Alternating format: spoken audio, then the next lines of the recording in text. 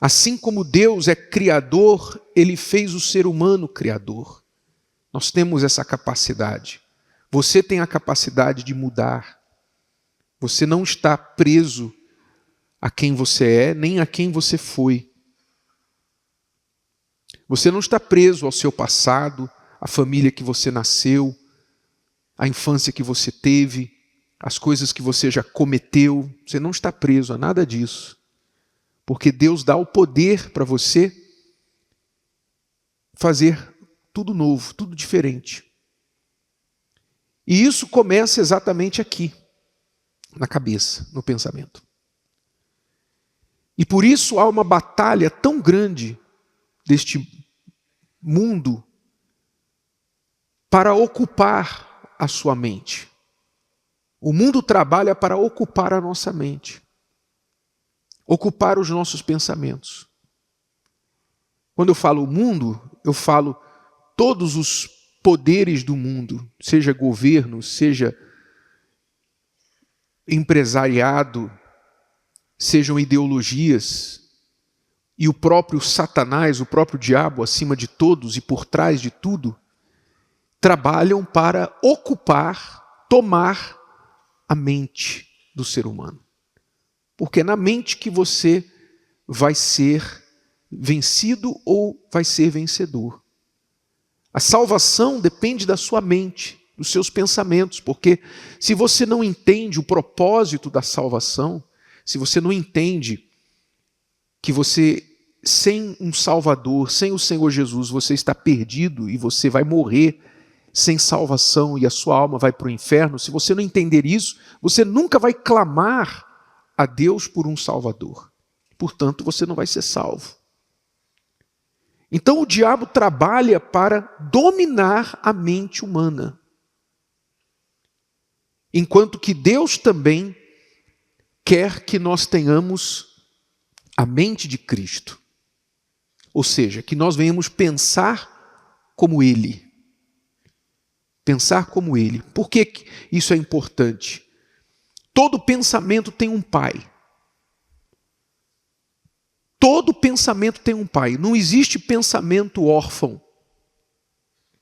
Quer dizer, todo pensamento tem um originador, tem uma origem, alguém que concebeu aquele pensamento, aquela ideia.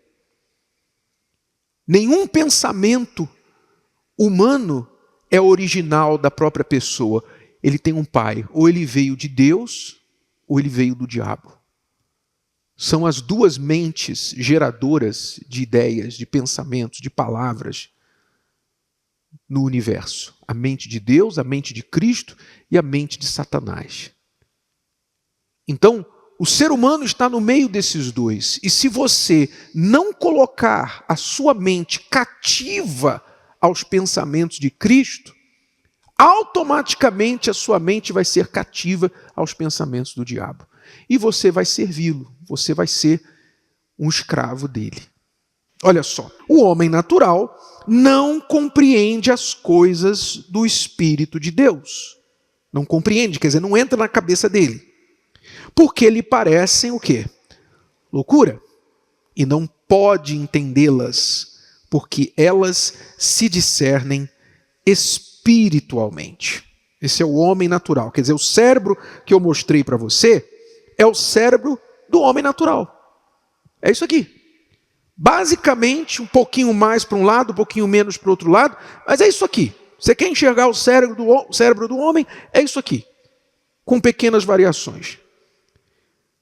Mas ele não entende. O homem natural não entende o que eu estou falando. Porque ele é natural. Mas o que é espiritual discerne bem o quê? Tudo.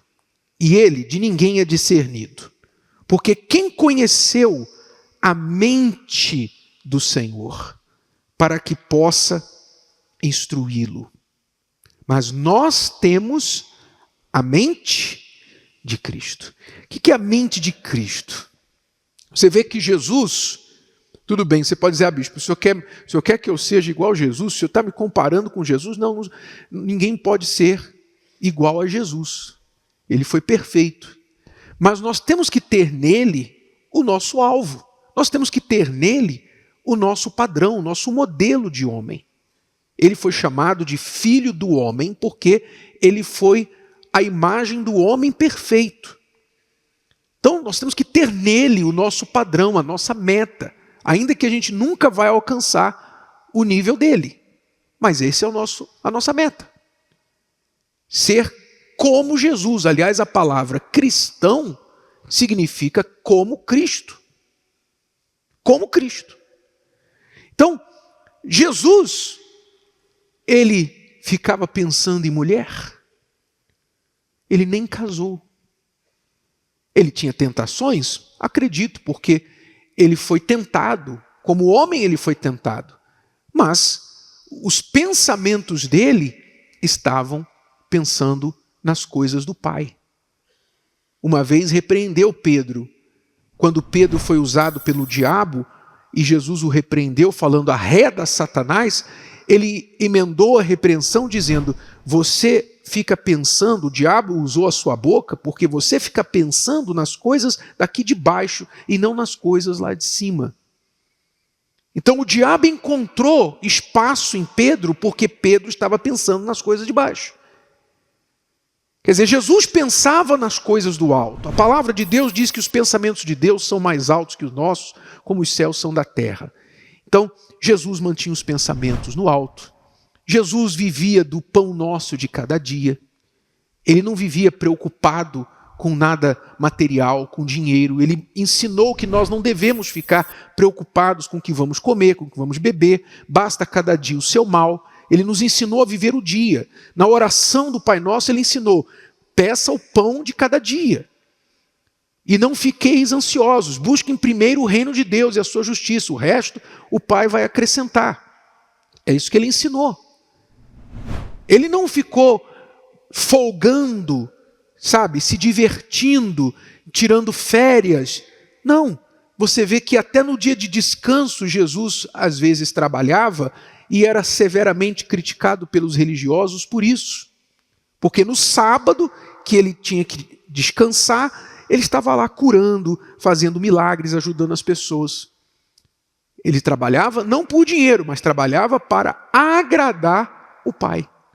Essa era a mente de Cristo. O que é a mente de Cristo? Como é que você e eu podemos ter a mente de Cristo? Nós temos o homem natural que tem tudo aquilo ali no cérebro, que está dentro do nosso também. Então, nós temos o homem natural dentro da gente, mas o homem espiritual, que deve estar por cima desse homem natural, o homem espiritual que deve dominar esse homem natural, o que ele tem que pensar? Como é que ele pode ter a mente de Cristo? Ora, o que Cristo pensava? O que Jesus pensava? Ele pensava em fazer a vontade do Pai. O que o Pai quer que eu faça? Ele disse, eu não vim fazer a minha vontade, eu vim fazer a vontade do meu Pai. Então o que o Pai quer que eu faça? O que o Senhor quer que eu faça? Seja feita a tua vontade, não a minha. Então a mente de Cristo era sempre tomada por esse pensamento. O que o Senhor quer que eu faça? O que o Pai quer que eu faça? Então o homem espiritual, ele está sempre pensando nos pensamentos que agradam a Deus. Ele está sempre pensando na vontade de Deus. O que o Senhor quer que eu faça? Então ele procura estar sintonizado na voz de Deus, no Espírito de Deus, sintonizado na palavra de Deus, porque aqui é revelada a sua vontade. E ele então procura tomar a oportunidade para colocar em prática aquilo que está escrito aqui. Então assim a sua mente é ocupada. Se o vídeo de hoje te ajudou, você conhece alguém que vai ser ajudado por essa mensagem, passe adiante. E se você ainda não inscreveu aqui no canal, inscreva-se agora. Até a próxima.